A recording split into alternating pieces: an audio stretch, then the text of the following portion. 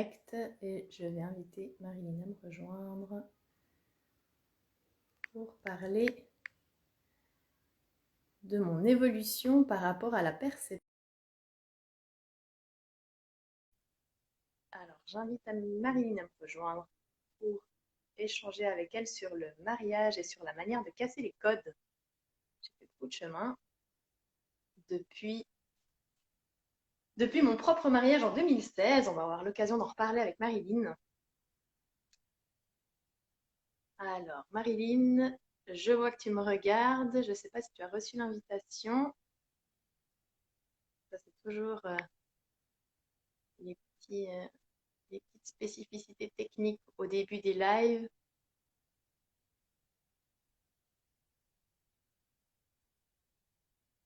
Bonjour, les personnes qui rejoignent, merci. Donc on va parler du mariage, on va parler de... J'ai découvert en fait l'univers de Marilyn dans les coulisses, si on veut bien, depuis quelques mois. Et du coup, voilà, alors, Marilyn va me rejoindre. Tac. Et du coup, ça va être l'occasion justement de parler de ces coulisses du mariage avec Marilyn Rebello, qui est du coup officiante de cérémonie de mariage laïque. Coucou Marilyn. Salut Marine, ça va? Comment? Oui, bien. Ça fait plaisir de te voir, même si c'est par écran interposé. Ouais, je suis trop contente de te retrouver. Bonjour à tous ceux qui nous rejoignent. Voilà, il y a déjà des personnes qui ont rejoint le live. Alors, Marilyn, on va commencer assez rapidement dans le vif du sujet. Je voulais juste exposer un petit peu le contexte avant qu'on commence.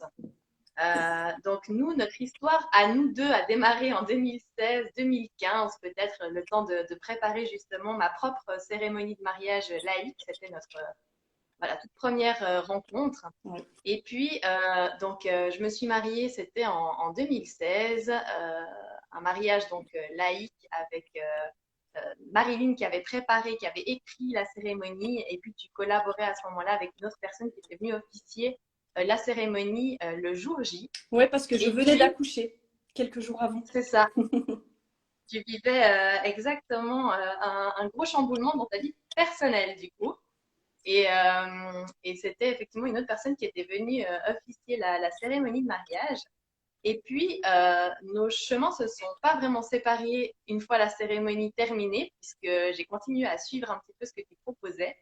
Et au moment où je me suis lancée dans cette voie de l'entrepreneuriat, bah, j'ai vu que tu proposais des choses pour les personnes qui étaient concernées par cette voie-là de l'entrepreneuriat.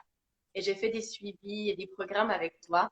Et jusqu'à arriver justement à cette année 2022 où, dans ma vie personnelle, j'ai vécu une séparation qui a remis pas mal de choses en question en début de cette année. J'ai posté une vidéo dans laquelle j'exposais ma situation et dans laquelle j'expliquais le besoin aujourd'hui de retrouver une activité en parallèle de mon activité de nutritionniste en co-nutrition et on en est venu à collaborer ensemble.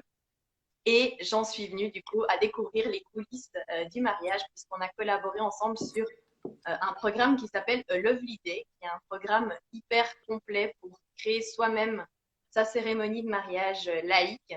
Et là, j'ai découvert que tous les codes que je croyais être fermement ancrés et sur lesquels finalement je me suis appuyée pour ma propre cérémonie de mariage en 2016, bah, qu'en fait, c'était que des croyances que j'avais à l'égard du mariage, mais qu'en fait, il y avait la possibilité de réinventer un petit peu le monde du mariage. C'est ce que j'ai découvert avec ce programme A Lovely Day, du coup. Et voilà. Et du coup, ben, typiquement, si je prends mon exemple, je me suis mariée. Pour moi, un mariage, c'était au minimum sans invité. Et puis, en fait, j'ai découvert qu'il y avait d'autres manières de se marier. Je ne sais pas si tu souhaites en parler. Mhm. Ouais, tout à fait. Bah, justement, je trouve ça très intéressant que tu nous parles de ce que tu as découvert, parce que tu t'es quand même mariée avec un mariage laïque à l'époque, ce qui était quand même, on va dire, c'est pas si je peux dire encore assez novateur, mais je crois que ça l'était parce que 2015-2016, on parlait pas autant des cérémonies laïques qu'aujourd'hui. Et puis là, ben, tu te plonges avec moi dans l'univers Lovely et tu redécouvres des choses. Donc ça, c'est génial. Et puis je trouve que c'est bien justement qu'on en reparle parce que tu as connu déjà quelque chose d'original au départ et là, tu viens encore redécouvrir des choses et nous en parler. Donc ça, déjà, je trouve super, super intéressant qu'on parle de tout ça. Et effectivement, alors, ben, on parle de l'elopement là maintenant. Qu'est-ce que c'est que l'elopement? C'est la possibilité de se marier avec un nombre d'invités beaucoup plus restreint qu'un mariage traditionnel, ou seulement à deux avec donc la personne avec qui on s'unit. Donc juste à deux, avec peut-être quelqu'un qui va officier la cérémonie, photographe, éventuellement vidéaste, un peu de déco. Mais c'est une cérémonie qui est complètement différente puisqu'elle est centrée sur le couple. Elle est centrée sur vraiment la relation au sens intrinsèque et le fait finalement que le couple va vivre ça pour lui et pas dans l'idée de le partager avec plein d'invités comme ce serait le cas pour une union traditionnelle. Donc c'est pour ça qu'on appelle ça l'elopement, ça veut dire, traduit de l'anglais, c'est une fugue en amoureux, parce qu'il y a beaucoup de gens qui l'ont, au départ, ça s'est beaucoup fait justement sous forme de fugue. On veut fuir les traditions, on veut fuir tout ce qui est lourd, toutes les grosses organisations, la famille qui s'en mêle, les budgets énormes, et on veut faire quelque chose qui nous corresponde. Et si possible, ben, on va le faire complètement dans un endroit complètement autre que celui où on vit habituellement. On va aller s'unir au sommet d'une montagne, dans un autre pays, dans un endroit vraiment qui nous plaît. Et finalement, où on a la nature comme témoin et où l'amour est vraiment au centre. Ça ne veut pas dire que dans une plus grande cérémonie, l'amour n'est pas au centre. Mais là, dans l'elopement, on est vraiment centré finalement sur ce qui font vraiment l'essence du couple. Et le couple veut vraiment vivre ça de manière très, inclusive, personnelle, intime. Donc voilà, ça c'est déjà une ça, grosse différence. ouais. Ça m'a aussi beaucoup surpris dans ton univers et dans justement la création de ce programme Lovely Day.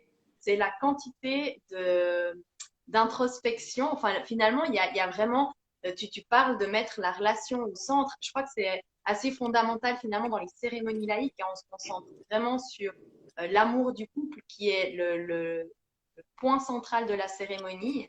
Et du coup, bah, pour mettre ce couple à l'honneur, ça demande quand même passablement euh, d'introspection, de questionnement, oui, de questionnement sur le sens qu'on veut donner à cette journée. Et, euh, et je trouve ça fou, en fait, de voir à quel point il y a vraiment beaucoup de questions. Enfin, plus on va pouvoir se poser des questions et plus on va pouvoir aller loin dans l'introspection, plus on va pouvoir créer finalement une cérémonie exceptionnelle. Tu partages cet avis Ouais. par rapport à… Oui, et puis encore au-delà de la cérémonie, je dirais même ce rite de passage. C'est vrai que moi j'aime bien employer ce mot de rite de passage parce que, à mon sens, en tout cas comme je le vois, on ne fait pas juste une cérémonie pour dire ça y est, on est mariés, montrer ça à tout le monde et puis en gros l'officialiser. Pour moi, ça va beaucoup plus loin. Pour moi, il y a vraiment cette idée très, très sacrée des rites. C'est un passage, c'est une étape, c'est quelque chose qui va faire que, oui, alors on passe d'un état à un autre, on passe d'un état de fiancé à un couple marié, mais au-delà de ça, il y a vraiment quelque chose qui s'opère à l'intérieur de soi. Il y a quelque chose aussi qui doit, je crois, s'opérer aussi pour toutes les personnes qui sont présentes. Il doit y avoir vraiment, c'est comme ouais, j'aime bien dire aussi comme une porte qui nous emmène vers quelque chose d'autre. C'est un autre état, Mhm. c'est une autre phase. Et c'est sûr que c'est pour ça, c'est hyper important déjà de comprendre qui est le couple. Qu'est-ce qui fonde leur exception? Qu'est-ce qui fonde leur particularité? Pourquoi est-ce qu'ils ont envie de s'unir? Comment est-ce qu'ils ont envie aussi de le faire? Avec quel code? Comment est-ce que peut-être justement on sort de toutes ces choses traditionnelles, de toutes ces choses classiques qu'on a connues, et puis on va faire finalement quelque chose de complètement novateur, quelque chose qui nous ressemble, qui n'est pas lié totalement à tous ces codes vus et revus, mais des codes finalement qui nous appartiennent, qui sont nouveaux. Ouais. Donc il y a le Et côté ça m'a sacré, hein. aussi… Attends, oui, excuse-moi, je voulais juste dire, il y a le côté encore sacré qui est important, je trouve, tu sais, du rite traditionnel. Moi, ça en tout cas, personnellement, j'aime bien. Mais qu'est-ce qu'on vient y mettre dedans? Et puis surtout, on vient y mettre du sens. Et pas juste voilà, de la religion parce que c'est comme ça qu'on a toujours fait, ou pas juste on va mettre ça dedans parce que c'est comme ça qu'on l'a vu chez les autres, mais vraiment de se poser la question, mais qu'est-ce qui est juste finalement pour nous? Quelle est l'identité de notre couple et comment est-ce qu'on va la valoriser aussi à travers justement ce rite de passage? Ouais. Et ça, bah, justement, par rapport au fait de marquer ce rite de passage, euh, de ce que j'ai découvert dans ton univers, c'est que tu utilises pas mal de rituels. Il y a beaucoup de rituels qu'on peut amener dans la cérémonie pour illustrer de façon symbolique ce passage d'un état à un autre, comme tu l'as mentionné, ce rite de passage. Et je crois que dans le programme Lovely Day, il y a plus de 46 rituels. Donc, c'est dire à quel point il y a la possibilité, et j'imagine, enfin, c'est pas exhaustif. Donc, on peut encore s'approprier des rituels, s'en inspirer et en inventer des nouveaux. Le but, c'est vraiment de matérialiser ce passage d'un état à un autre. C'est bien ça, un rituel. Oui, absolument. C'est le fait aussi, je dirais, de mettre en valeur quelles sont, bah, justement, mettre en valeur quelles sont les valeurs du couple et ce qui les unit, ce qui les lie, ce qui fait qu'ils sont tombés amoureux, qu'ils ont décidé de s'unir, que même peut-être dans les tempêtes ou dans les challenges, ils vont revenir l'un vers l'autre. Et ça, je trouve que c'est justement ces rituels qui nous permettent bah, de vraiment mettre tout ça en lumière. Et effectivement, bah, puisqu'on parle des rituels, c'est pas quelque chose de nouveau. D'ailleurs, quand on imagine les cérémonies laïques, on voit souvent certains rituels qui sont très repris sur Internet, hein, de personnes qui mélangent du sable pour signifier leur union, planter quelque chose pour voilà, l'ancrage, la terre, la croissance, allumer une bougie ensemble. Enfin voilà, tout ça, ça c'est des choses qui existent. En revanche, et je trouve que c'est bien de le mentionner, d'avoir aussi cet espace pour le dire, euh, c'est pas ça une cérémonie laïque. C'est pas ça, c'est pas que ça. Déjà, on n'est pas obligé de faire des rituels ou ces rituels s'ils ne nous parlent pas, mais surtout, je pense que le couple étant un terrain de jeu qui n'a pas fini d'être exploré, mais il y a mille et une façons de créer son rituel, ses rituels, quelque chose qu'on va faire pendant la cérémonie qui sera vraiment lié à notre représentation du couple. Pas le truc qu'on va voir entre une cérémonie et une autre, vue et revue, et qui finalement, bon, ben, peut-être perd un peu de son sens et de sa signification. Ou alors, on peut s'inspirer de choses qui existent, mais vraiment les personnaliser, y mettre les mots, y mettre la signification, y mettre toute la créativité pour vraiment que ce soit la personnalité du couple qui transparaisse à travers tout ça. Donc Mhm. c'est pour ça pour moi, il y a un nombre de rituels infini. Chaque couple peut créer son rite ou ses rites. Ouais. Et Je là crois que ce aussi, qui ressort beaucoup, c'est ça permet aussi là justement de sortir vraiment de ce côté très, très traditionnel. Alors l'échange des alliances est un rituel, bien sûr. Mais il n'y a pas que ça. On n'est pas obligé d'échanger des alliances aujourd'hui si on n'a pas envie. Pourquoi on le fait? Est-ce qu'on le fait parce que ça s'est toujours fait comme ça? Est-ce qu'on le fait parce que ça a une signification particulière pour soi? ouais. Et ça, je trouve génial que tu questionnes finalement tous ces points et qu'avec Lovely Day, on a ce large panel, cette big vision de tout ce qu'il est possible de faire dans une cérémonie laïque. C'est vrai que quand je me suis mariée en 2016, la vision que j'avais des cérémonies laïques, c'était on se marie avec une jolie arche dans un joli parc, et on est à l'extérieur et voilà, et finalement, qu'est-ce qu'on y fait? C'est assez égal. Ce qui compte, c'est que ça va bien rendre. Voilà, aujourd'hui, j'ai aussi, en 2016, je suis pas très forte en calcul, mais ça fait 6 ans du coup en arrière, donc j'ai aussi un regard qui est complètement différent aujourd'hui si je devais me remarier sur ce que j'aurais envie de laisser paraître de cette journée et le fait d'être. Moi, je veux savoir justement, qu'est-ce que tu ferais aujourd'hui? Ah ben, justement, On de pourrait peut-être voir nous en parler à après, travers. hein. Je ne veux pas te court-circuiter, mais Non, non, non, non, c'est je très suis bien. très Non, non, c'est très curieuse. bien. C'est très bien. Bah, typiquement, je réalise que le moment où je me suis mariée en 2016, ça a beaucoup été réfléchi pour que ça rende finalement bien pour les autres. Une réflexion qui finalement se décentre du couple plutôt pour se centrer sur quel pourrait être le bon traiteur pour bien manger, qu'est-ce qu'on pourrait mettre comme musique. Mais finalement, le fait de mettre le couple au centre et de questionner le couple. Mais aujourd'hui, ce que je ferais, c'est effectivement accorder beaucoup plus de place à ce cheminement que tu préconises finalement dans tes accompagnements individuels ou dans le programme Lovely Day, parce que finalement, c'est là, quand on parle du programme Lovely Day, par exemple, c'est à disposition dans le programme. Les couples ont le choix de faire ou pas l'introspection. Finalement, quand on fait un accompagnement avec toi, c'est la même chose. Toi, tu proposes et après, c'est au couple de disposer. Et quand on s'est marié en 2016, je pense que j'ai euh, pas saisi pleinement l'opportunité de faire ce travail d'introspection pour questionner le sens. Et j'en suis venue à finalement être assez désalignée lors de cette journée, à pas me reconnaître pleinement. Je suis quelqu'un de plutôt introverti de base, quelqu'un qui aime être en petit comité. Et là, de faire un mariage avec finalement je sais plus combien il y avait exactement d'invités, mais je pense qu'on n'était pas loin des 100. Et en fait, je me dis, mais ça me ressemble pas. Aujourd'hui, j'aurais envie de quelque chose de beaucoup plus intimiste, de beaucoup plus centré sur le couple. Voilà, tu parlais de l'elopement. Ben, moi, j'avais même pas conscience qu'on pouvait marier sous ce format-là. Et j'ai porté une bague longtemps au doigt, qu'aujourd'hui j'ai plus. Mais en fait, j'ai jamais voulu porter une bague non plus. Et dernièrement, dans, voilà, dans une des choses que j'ai découvert aussi de ton univers, c'est qu'effectivement, on n'est pas obligé d'avoir ces échanges d'alliances. En fait, qui a guidé mon mariage en 2016, c'était beaucoup les croyances de ce que je pensais être euh, bien pour faire bien devant les autres. Et c'était une réflexion un petit peu décentralisée de qui je suis, de ce que moi j'ai envie et de ce que mon conjoint avait envie aussi, parce que finalement on est quand même assez pareil. C'est quelqu'un aussi d'assez introverti et je pense que quelque chose de beaucoup plus intimiste et beaucoup plus centré sur le couple aurait été probablement plus adapté, plus profond. En tout cas, ça m'aurait ressemblé. Je me serais sentie, je pense, beaucoup plus alignée dans un mariage de ce type-là. Oui. T'es pas la première à me le dire, hein.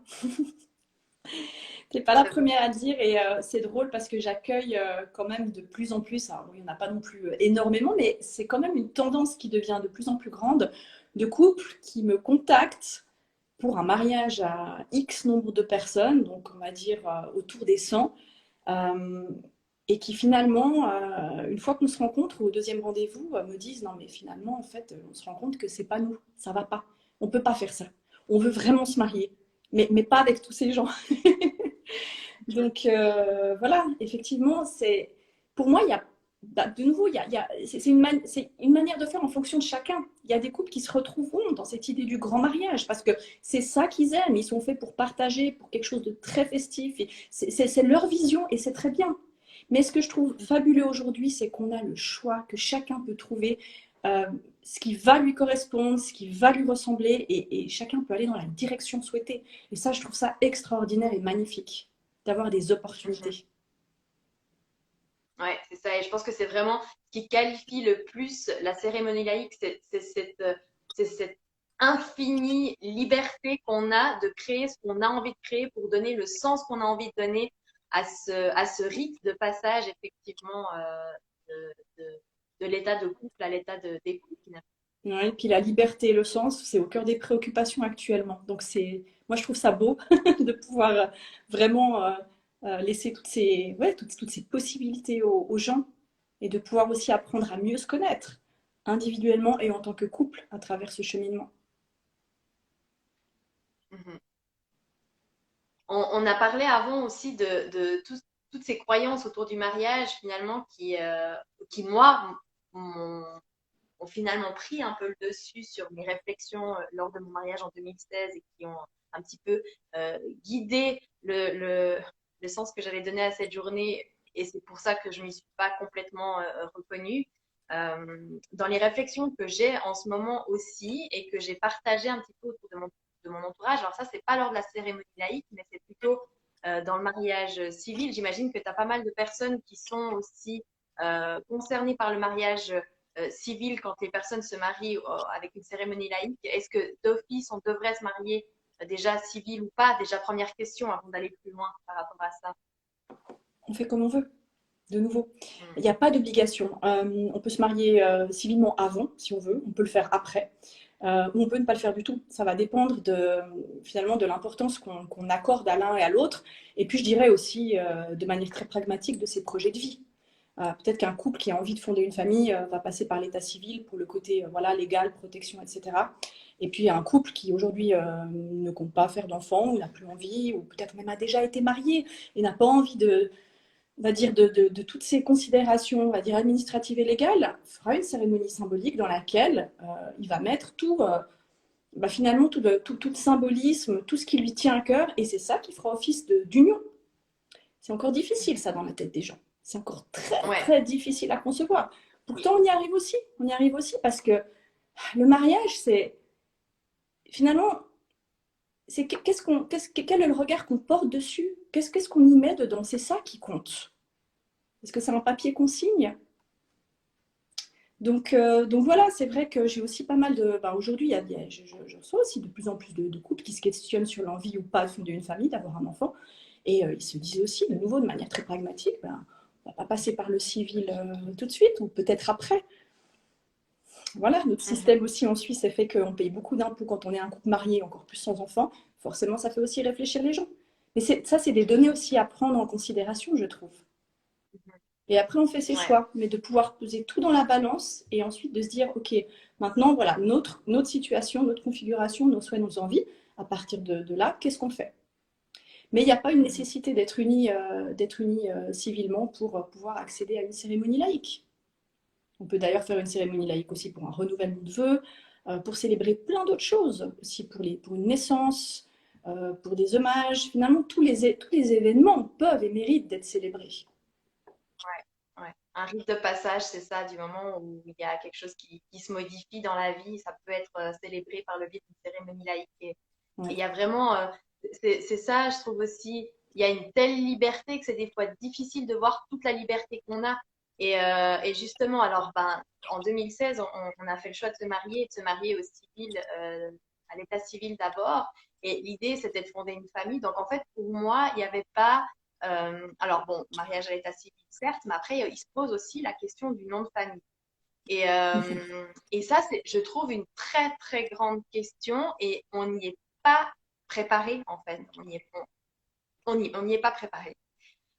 Et comme je l'ai dit, en 2016, moi, j'étais encore très, très axée. On suit un petit peu le troupeau, entre guillemets. On fait comme tout le monde fait. Et quand on veut fonder une famille, bah, l'idée, c'est que tout le monde porte le même nom. Donc, je me questionne pas trop et je change de nom. Et aujourd'hui, bah, c'est en fait une réflexion qui occupe beaucoup mes pensées en ce moment, de réfléchir un petit peu à ce moment où j'ai pris cette décision et en fait de constater que je crois ne jamais avoir été alignée avec cette décision de changer de nom. Qu'est-ce que tu penses de ça pour toi? Quelle est ta vision sur ce nom de famille qui change avec le mariage parfois ou qui ne change pas? Je suis hyper contente que tu abordes cette question. C'est un sujet duquel j'ai envie de parler depuis très longtemps, duquel je parle d'ailleurs pendant nos sessions avec les couples que j'accompagne. Et j'ai jamais eu l'occasion effectivement de donner un point de vue là-dessus, ou en tout cas de partager à propos de ça. Et effectivement, je trouve que c'est très très très intéressant parce que comme tu dis, on ne nous y prépare pas et on ne nous prépare pas à faire le deuil quand on quitte son nom de jeune fille. Parce que c'est un deuil. Et c'est pas considéré comme tel.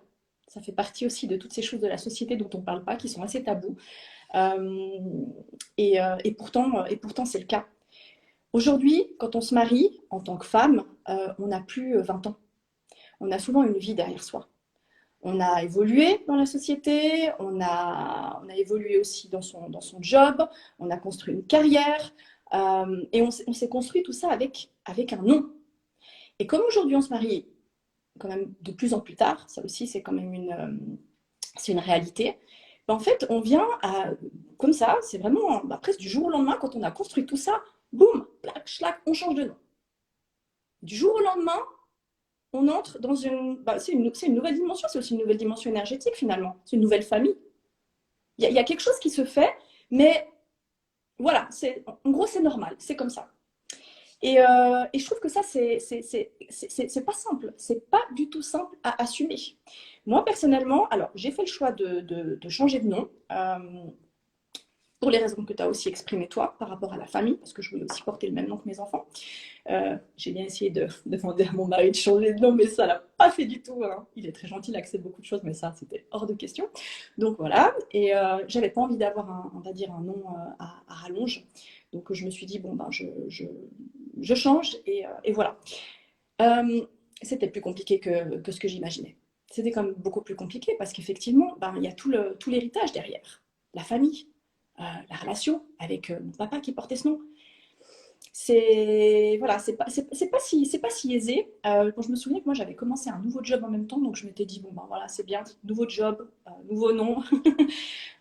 Mais c'est sûr que effectivement je crois que ça mériterait une réflexion de fond aussi derrière pour les femmes qui envisagent, qui envisagent ça. Et que le conjoint, le mari, comprenne aussi ce qu'il y a derrière. Complètement. J'avais une fois connu, je me permets juste de rebondir là-dessus parce que je trouvais ça génial, mais ça aussi, il faudrait que notre société évolue dans ce sens-là. J'ai connu un couple d'Australiens une fois qui sont venus se marier ici, justement, au Development. Et j'avais trouvé ça génial. Et je ne sais pas comment ils ont fait, mais ils l'ont fait. Donc apparemment, en Australie, les lois sont beaucoup plus ouvertes à ce sujet. Ils avaient pu prendre chacun la syllabe du nom de l'un et la syllabe du fin de nom de l'autre, et ils ont accolé ça et ils ont créé un nouveau nom de famille. Wow. Non mais tu te rends compte?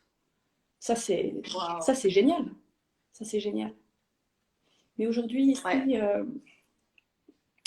voilà, c'est encore de ce côté-là extrêmement traditionnel. Ouais, et il y a des pays aussi où en fait ils se posent pas la question. Je crois que c'est dans les pays par exemple espagnols, parce que j'en ai parlé un petit peu autour de moi et ça je trouve aussi assez intéressant parce qu'en fait, pour moi, on se marie, on change de nom. Et autour de moi, quand j'ai commencé à parler de ma réflexion, autour de me dire, mais en fait, je crois que j'ai jamais été OK de changer de nom et en fait, je crois que je vais reprendre mon nom de jeune fille. Alors après, je suis séparée. Hein. Peut-être que j'aurais pas eu cette réflexion si j'étais restée avec mon conjoint. J'en sais rien, mais en tout cas, voilà. J'ai parlé un petit peu de cette histoire de questionnement sur mon nom de famille. Et en fait, j'étais surprise de voir qu'il y a eu plusieurs personnes qui m'ont dit, ah non, mais moi, on a beau avoir des enfants, c'est exclu, je n'aurais jamais changé de nom de famille. Et puis d'autres qui m'ont dit, par exemple, une Espagnole qui m'a dit qu'en Espagne, la question ne se posait pas, parce qu'ils ont effectivement des noms souvent à rallonge, donc des noms de famille relativement longs, mais en fait, ils ne se posent pas la question, parce que quand tu te maries, le nom de ton mari va en deuxième ou troisième position, enfin, je ne sais pas, mais en tout cas, ton nom, tu es né avec un nom de famille et tu restes avec ton nom de famille finalement. Et après, effectivement, ce que tu vas vivre va venir se rajouter. Je trouve ça assez beau aussi dans le cheminement parce que là, il n'y a pas de deuil. On va vers un changement où il y a le parcours continu, il y a des choses qui viennent se rajouter. Que ici, on doit choisir de garder son nom ou de le supprimer finalement et de voilà. Donc effectivement, en fait, je me suis rendu compte en commençant à discuter un petit peu autour de moi que c'était une réflexion que d'autres personnes avaient eue et des personnes ont effectivement choisi de ne pas changer de nom de famille, famille ou pas famille, parce que c'était un deuil qu'elles n'avaient pas envie de faire. Je pense effectivement, comme tu as dit, on se construit aussi, il y a toute une construction de la personnalité qui s'est fait avec un nom et finalement, quand on doit faire le choix de terminer ce nom, à quel point est-ce qu'on est en train de limite aussi faire un trait sur la personnalité qu'on s'est construite durant toutes ces années. Ouais, il y a toute une question identitaire là derrière. Ça, c'est sûr qu'il y a toute une question identitaire. Après, ouais, ça dépend aussi tellement des pays. Je trouve qu'en Suisse, c'est quand même assez mal fait parce qu'on ne nous donne pas vraiment d'options. En France, on a de toute façon, on garde un des deux noms. Même si on est marié, on est épouse, on est épouse avec le nom d'épouse et il y a toujours le nom de jeune fille qui figure. Ici en Suisse, en gros, on doit vraiment choisir. Donc je trouve que c'est effectivement, il y a quelque chose là derrière auquel on devrait réfléchir aussi et surtout que les couples comprennent que c'est pas un passage qui est si simple. Tout à fait. Tout à fait. Pas tout facile toutes ces questions. C'est vrai que quand on se lance dans un mariage, il y a beaucoup d'axes de réflexion en couple et aussi de la réflexion personnelle finalement. Et on pourrait peut-être se perdre quand on est dans la réalisation d'une cérémonie, effectivement à penser beaucoup au couple, à la famille, à qu'est-ce qu'on va construire ensemble, mais finalement, moi, dans ce mariage, qu'est-ce qui va se passer pour moi? Et en tout cas, le nom, du coup, me concernait moi et je me rends compte que je n'y ai vraiment pas du tout accordé d'importance à ce moment-là. Et voilà, j'ai trouvé ça aussi vraiment génial de voir dans la réalisation, dans la création de ce programme Holovidé sur lequel on a travaillé ensemble, de voir tous les outils que tu fournis aux personnes pour se questionner sur tous ces aspects finalement qui sont impliqués dans ce rite de passage du mariage. C'est fou parce que ça vient aussi beaucoup soulever, tu vois, les questions, comme tu dis, quand on réfléchit aussi à soi et quelle est la place aussi accordée à ça dans le couple. comment est-ce que c'est vécu par l'autre, comment est-ce que c'est vu par l'autre, comment est-ce qu'on co-crée aussi de cette manière-là. Et ça donne aussi déjà beaucoup d'outils pour la suite, déjà d'entreprendre cette réflexion ensemble et de voir comment est-ce qu'elle se mène. Ouais, complètement. Mais ça demande, et ça demande beaucoup de courage, je trouve, parce que moi, je pense que euh, ça demande du courage de dire, écoute, moi, je me sens pas alignée avec le fait de changer de nom et j'aurais besoin qu'on en discute. Ça demande beaucoup de courage de faire ça dans un couple. Ouais.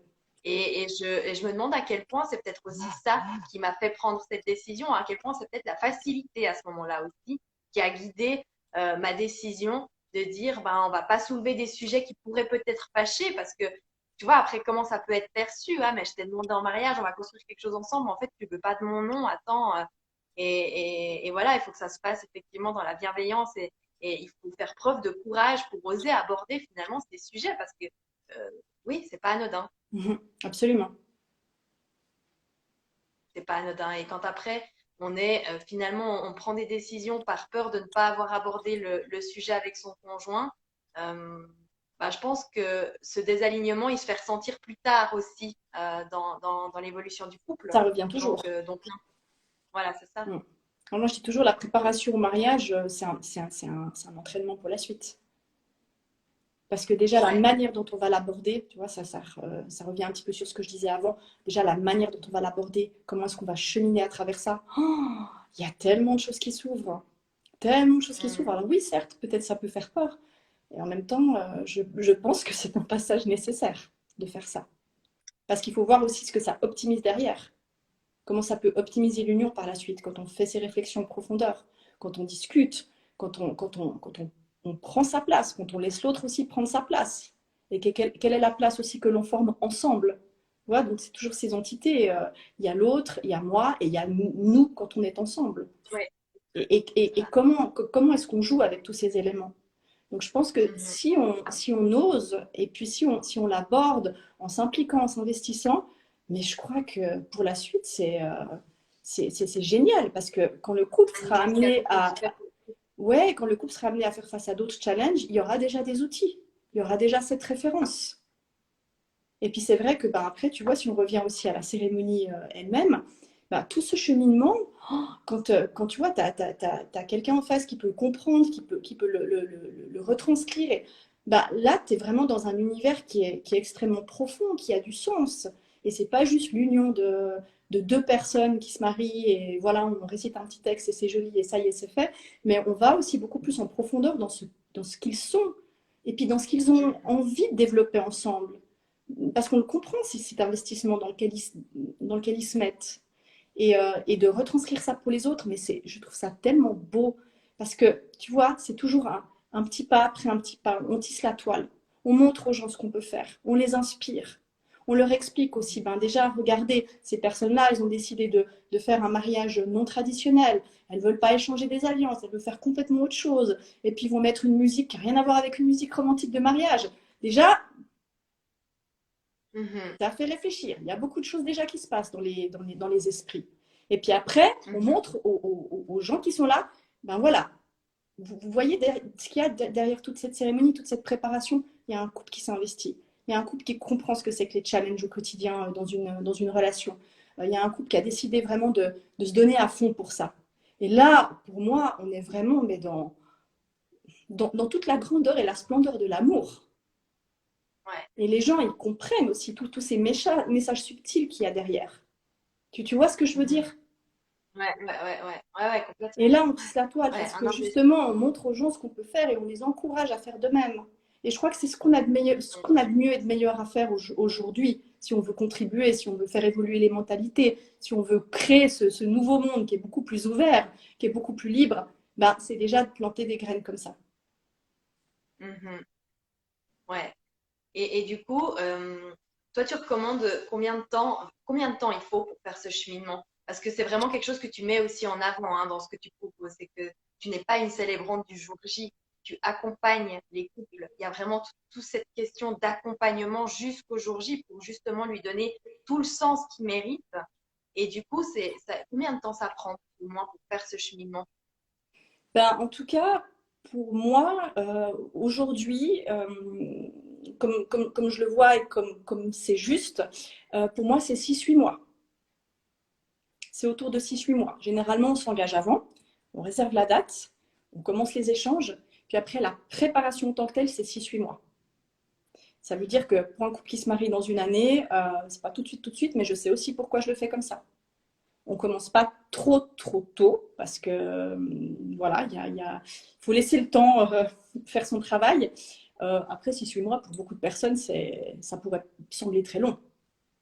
Donc voilà, mais en 6-8 mois, on a le temps effectivement de faire des rendez-vous, de discuter. Le couple a le temps aussi de pouvoir faire mûrir tous ses choix, ses décisions, toutes leurs discussions, ben voilà, tout ce processus, parce que c'est une expérience. Et l'idée, c'est de profiter de cette expérience, c'est de la voir aussi se construire. Ouais. Donc moi, je Bah, préconise, écoute, voilà, Marilyn, 6-8 mois. Après, tout est toujours à discuter. Des fois, on est plus dans du plus court terme. Là, on a dû beaucoup aussi, on a dû beaucoup être souple au cours de ces 2 dernières années. Donc voilà, là, on commence à revenir dans des accompagnements qui se font avec du temps, qui se font vraiment, voilà, on peut vraiment voir et créer, voir les choses se faire et les créer. Mais après, voilà, on s'adapte. Et puis s'il faut faire quelque chose en 3 mois, on le fait aussi. Mais après, moi, je pense aussi à la valeur dont doit bénéficier le couple. Pour moi, c'est une valeur avant, le jour J, et pour toute la vie. Moi, les couples, la première fois que je les rencontre, je leur dis, c'est quelque chose que vous vous offrez pour toute votre vie. C'est pas juste pour le jour J. Et ça devrait toujours être comme ça, je crois. Parce que si on visualise que le jour du mariage, non, le mariage, c'est la porte d'entrée, c'est le début. Ouais. Et justement, le fait de vouloir marquer, de vouloir célébrer l'amour, bah, c'est l'occasion, finalement, rêver d'aller en profondeur et d'aller à la découverte. J'ai vu dans les différents outils que tu proposes d'aller aussi se remémorer des souvenirs très très forts auxquels on peut se connecter aussi. Ouais. Et La voilà, se réminiscence reconnecter à toute positive. cette magie. Ouais, la réminiscence positive, comme on l'appelle, justement. La gratitude. Comprendre aussi d'où on vient. On n'est pas arrivé là par hasard, on n'est pas tombé amoureux par hasard. Même dans les moments difficiles, est-ce que c'est vraiment, est-ce que c'est vraiment fini? Est-ce que ça n'existe plus? Ou est-ce que, en fait, c'est toujours là, c'est toujours disponible, mais on y est peut-être tout simplement plus bien connecté? Ouais, je trouve très très beau. J'aime beaucoup, là, ces derniers temps, j'ai pu aussi contribuer dans les livres dans lesquels tu retranscris un petit peu ce qui s'est dit. Et pour être tout à fait honnête, je crois que j'ai versé une larme à chaque livre que j'ai dû retranscrire, que tu m'as donné à faire. Je trouve ça tellement beau. Et il y a vraiment cette image de tisser la toile, comme tu l'as dit avant. Enfin, en découvrant un petit peu la trame et ce qui s'est dit durant la cérémonie, c'est tellement beau et c'est tellement riche de sens qu'on voit qu'il y a vraiment eu un travail qui a été fait par les couples pour réfléchir au sens qu'ils avaient envie de donner à cette journée. Et bien sûr que voilà, les gens peuvent le faire en accompagnement avec toi, mais dans ce programme qu'on a aussi sur lequel on a collaboré ensemble, j'ai trouvé ça génial de voir à quel point il y avait de la richesse dans ce programme aussi pour voilà, pour permettre au couple de faire ce cheminement et puis pour permettre au couple de créer une cérémonie qui est vraiment exceptionnelle. Et plus il y a cet investissement finalement personnel de vouloir aller en profondeur dans les réflexions et dans le sens qu'on souhaite donner à la journée, bah, plus la cérémonie va finalement pouvoir rayonner voilà, rayonner de tout ce qui est, de tout ce que le couple a envie de faire rejaillir lors de cette journée. Oui, ouais, absolument, absolument. Je regarde juste les questions. Oui. J'imagine que la plupart des couples vivent déjà ensemble. Est-ce qu'ils n'ont pas déjà fait ce travail en amont? Trouver sa place. Tu répondrais quoi, toi, à ça, avant que moi je réponde? Moi, ce que je répondrais, c'est que aborder les choses, aborder les questions en profondeur, c'est faire preuve de courage. Et que personnellement, euh,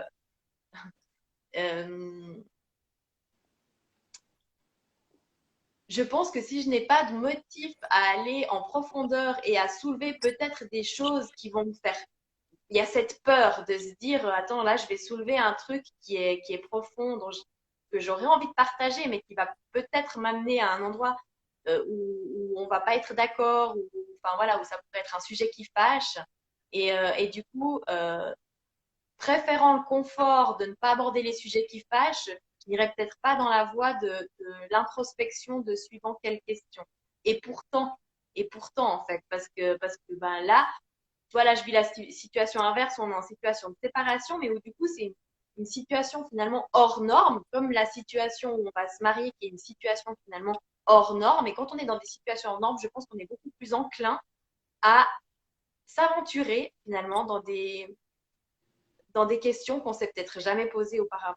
Et je pense que du coup, d'utiliser le moment du mariage pour aller en profondeur dans ce qui fait l'essence du couple, et ben, c'est l'occasion finalement rêvée d'oser finalement, d'oser. Parce que je pense que c'est vraiment une question de courage et moi, c'est un courage dont je pense je n'aurais pas fait preuve en temps normal.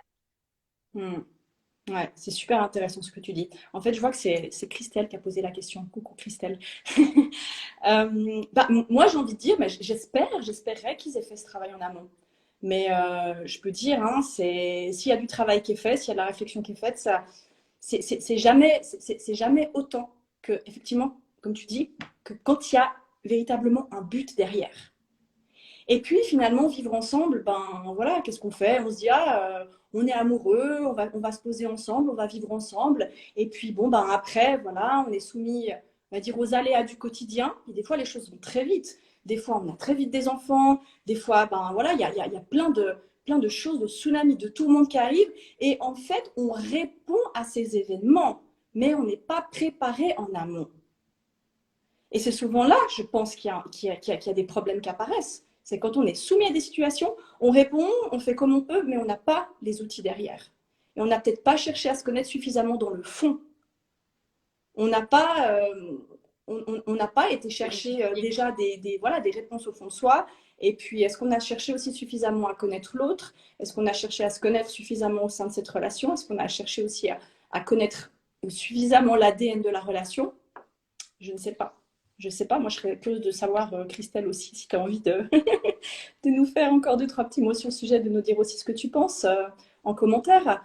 Mais après, ouais, je crois qu'il y a cette idée déjà de but. On se marie, donc voilà, ça va nous amener à des questionnements supplémentaires. Et puis aussi le fait que je crois, et ça c'est aussi quelque chose que je dis souvent, je crois que ben, malheureusement, particulièrement je dirais ici en Europe, on n'est pas forcément amené à considérer le développement personnel et le couple comme encore quelque chose de vraiment très primordial. Quand on regarde aux États-Unis ou en Australie, quasiment tout le monde qui va chez un thérapeute, faire une thérapie de couple, c'est pas un truc anormal. C'est voilà, ça fait presque partie aussi. Hein. Aujourd'hui, ici, là, ça n'a rien à voir. Ici, on dit qu'on va voir un psy, on va voir un thérapeute. Déjà, oh, okay, ça va pas bien, ça va. Si, j'ai peut-être juste envie de travailler sur moi-même. Pareil pour le couple. On va attendre le dernier moment avant de se prendre en main, et c'est souvent malheureusement déjà trop tard. Alors qu'on devrait prendre soin de son couple, de sa relation, comme on prend soin de soi, en faisant attention à son alimentation, n'est-ce pas? Comme on va faire du sport. Et se dire, mais on prend soin de soi pour durer, pour donner le meilleur de nous-mêmes, et pas une fois que c'est trop tard. On ne va pas commencer à faire attention à manger une fois qu'on est malade. On ne va pas commencer à faire du sport une fois qu'on s'est complètement laissé aller, et puis, puis après, ça devient de plus en plus compliqué. Et je pense que pour le couple, ça devrait être pareil. Et c'est ça, c'est cette idée-là qu'on parle dans vraiment dans cette préparation au mariage. C'est aussi de donner des outils et de mettre les couples dans une perspective qui vont devoir, idéalement, répéter après. Parce que l'idée, c'est pas que ce soit juste pendant la préparation au mariage, mais c'est de nouveau qu'ils aient des outils pour comprendre comment est-ce que ça continue à se construire. Repartir à la découverte l'un de l'autre. Cette réminiscence positive dont on a parlé. Se créer des jeux, des outils, des moments, comme quand les gens viennent ici à mon bureau, ou même si je les rencontre par Zoom, mais voilà, c'est des moments où on est ensemble et on réfléchit au fondement de notre relation. On n'est pas interrompu par un téléphone, il n'y a pas de distraction, on est dans notre bulle. Et on réfléchit vraiment au sens qu'on veut donner à notre engagement. Et pas à la déco, au plan de table, si on invite machin truc ou un tel, mais non, on réfléchit vraiment à nous. Et c'est souvent là qu'il y a beaucoup de choses qui apparaissent. Très belle. Et c'est probablement là aussi qu'on prend conscience à quel point c'est bénéfique de le faire et qu'on réalise l'importance de le reproduire peut-être ultérieurement une fois le jour J passé, comme tu Exactement. dis. Et du coup, c'est Christelle qui dit la préparation permet d'être proactif au lieu d'être réactif. Bah, je crois que c'est Oui, exactement ça. bien sûr. Et puis d'aller découvrir, je pense, des choses, d'autres choses, des choses auxquelles ben voilà, des choses qu'on découvrirait peut-être pas autrement et qui sont très importantes et qui sont fondatrices aussi pour la suite. Voilà, ça permet de poser des bases solides. Et puis le programme de préparation, est-ce que c'est un programme de développement personnel pour un mieux vivre ensemble? Alors, pas que ça, mais c'est ça aussi, bien sûr. Bien sûr. Ce que je fais, c'est pas de la thérapie de couple. Hein. On me l'a déjà dit plein de fois, mais non, non, je fais pas de la thérapie de couple. Alors oui, certainement, il y a un effet thérapeutique, mais je ne suis pas thérapeute de couple et je collabore avec les couples, en tout cas dans la préparation au mariage, des couples qui vont bien, qui sont amoureux et qui ont envie de rester amoureux et qui comprennent aussi qu'il y a un challenge derrière le fait de rester amoureux. Et c'est pour ça que justement, il y a cette donnée, ben oui, de réfléchir à soi, réfléchir à notre vision du couple, réfléchir à notre vision du mariage. Mais rien que ça fait déjà du développement personnel. Rien que déjà des fois leur poser la question, mais comment est-ce que vous voulez apparaître? Comment est-ce que vous apparaissez? Avec un parent? Est-ce que vous voulez apparaître ensemble? Est-ce que, voilà, mais toutes ces questions-là, ça soulève du développement personnel. Parce qu'on va chercher des choses loin justement du côté traditionnel, loin du côté classique, et on vient à se poser des questions, mais en fait, c'est quoi notre vision de nous, de notre amour, du couple, de ce qu'on a envie de transmettre? Et comment est-ce qu'on le voit à long terme? Ouais. Parce qu'on raconte Ouais. aussi une histoire à Et travers chaque étape de la cérémonie.